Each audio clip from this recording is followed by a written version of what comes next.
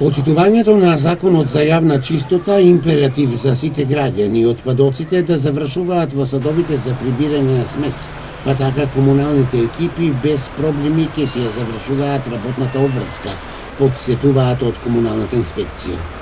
Апел до сите граѓани, да го фрлаат отпадот дека е намената за фрлање на отпадот во кантите за отпадоци и во контейнерите, да не го фрлаат по јавните површини, по улиците и по тротоарите.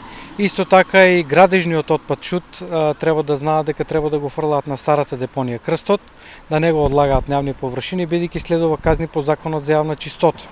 За новогодишните и божитните празници вообичаени се создавањето на поголеми количини отпадоци, а овие денови се слават и со палење на огнови.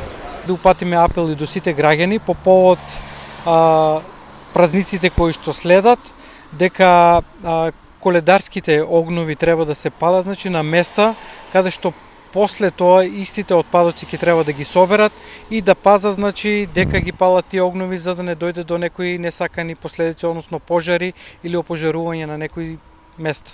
И на минатата година комуналните инспекцијски служби редовно биле на терен. Изречени се и казни за непочитувачите на законот за јавна чистота во висина од 50 до 300 евра во денарска противредност.